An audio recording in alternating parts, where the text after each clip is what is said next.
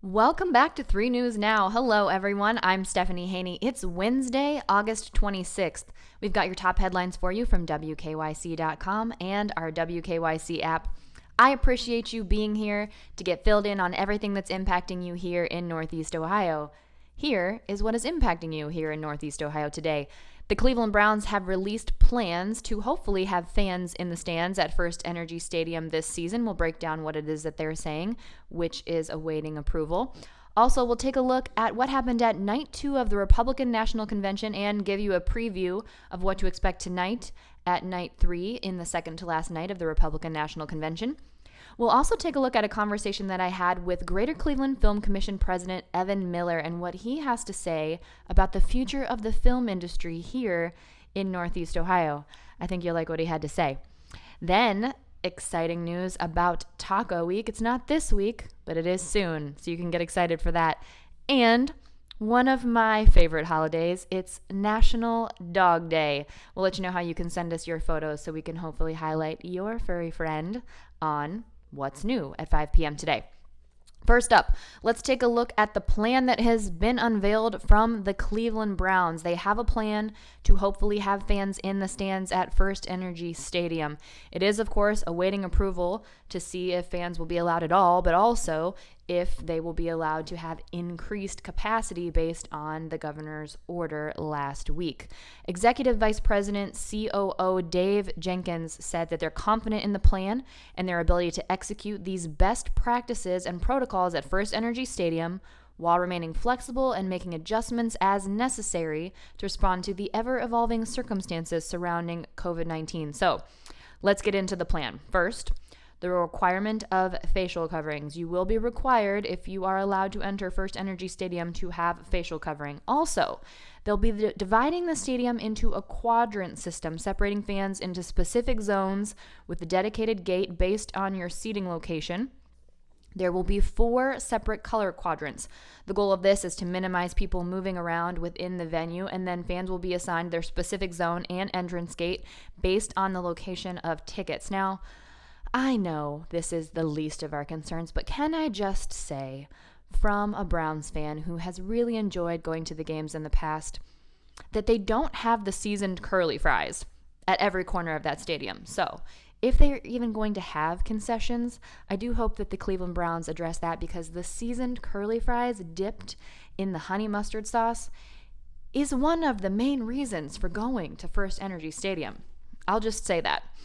There are also going to be recommended time windows for entry based on your ticket location, and there will be pregame health screenings required, and tickets will be distributed in what is being called pods of known fans for the reduced capacity that will hopefully be approved at the stadium. So here's what that means. These pods of known fans are going to be considered to be trusted, self-selected groups ranging from 1 to 10 people, with that final number, of course, contingent on government approval, who will be able to sit next to each other. So if you're going with a trusted pod, you won't have to sit 6 feet from the people in your group. You'll be able to sit next to each other in that group, but no single pod will be within 6 feet of each other. So that's how they're going to handle that. Now, a word on who will have access to these tickets. It seems like this is going to be a season ticket holder situation, because if fans are approved for games this season, the Browns have said that they assume that eligible season ticket holders will have access to tickets on a rolling basis in waves with designated windows of a first-come, first-served buying sort of situation. And they also are anticipating, the Cleveland Browns have said, that season ticket holders who haven't opted out of this season will have access to a reduced number of games. Now, it's not immediately clear if they'll be holding back any tickets for general admission. I know in the past you've been able to buy resale tickets on places like StubHub and Ticketmaster and things like that. We'll have to see what happens there, if anyone who is not a season ticket holder will actually have access to these tickets. Now, the plan has been presented to the city, state, and health officials, and they are now awaiting on a final decision to determine if fans will be allowed inside the stadium.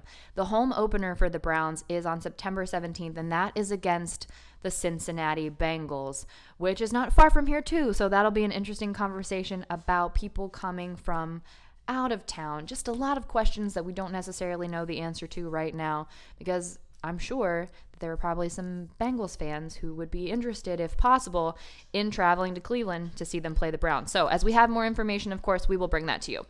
Now let's recap night 2 of the Republican National Convention. First Lady Melania Trump was the lead speaker, not the lead-off speaker, but the main speaker of the event. She closed the event from the White House Rose Garden last night. We also heard from the president's children, Tiffany Trump and Eric Trump.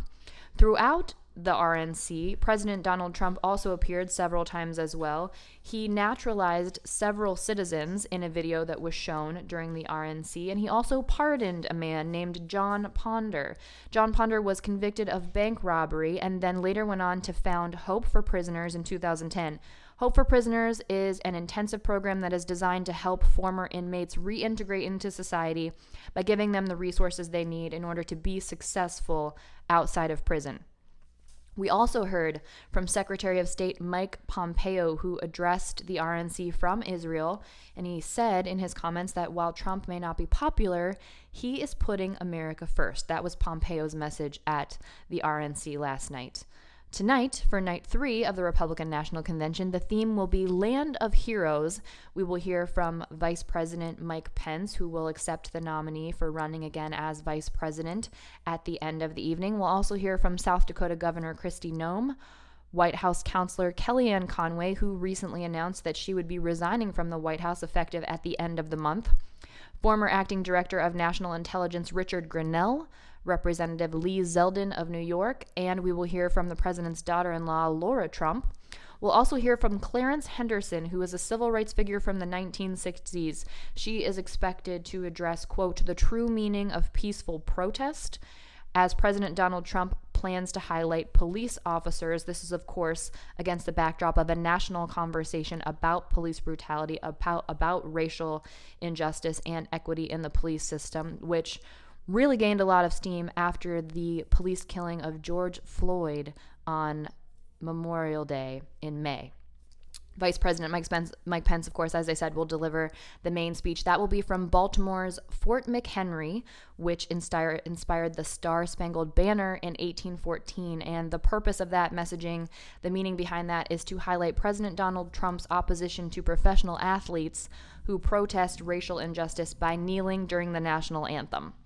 That will be streamed on WKYC.com live from 8:30 to 11, and we will have special coverage from 10 to 11 on 3 News, which you can watch over the air as well. Now let's move to the entertainment and film industry. I had a conversation with Greater Cleveland Film Commission President Evan Miller about the entertainment industry, and he says that he is very optimistic about its future here in Northeast Ohio, and that Cleveland is very well positioned for when things start to reopen on a larger scale once COVID-19 is under control. Miller talked about his experiences living in Los Angeles and that he loves Los Angeles and New York, but based on the fact that Cleveland simply doesn't have the population that LA and New York has, he says that we just don't have those numbers of people, so it's likely that we'll be able to open up a lot sooner because it will be that much easier for us to get the COVID-19 situation under control here. He also talked about what the greater film industry is doing around the country in order to adapt to COVID-19. He said that the entertainment industry is made up of probably the most creative people in the world, and thankfully everybody is working very collaboratively,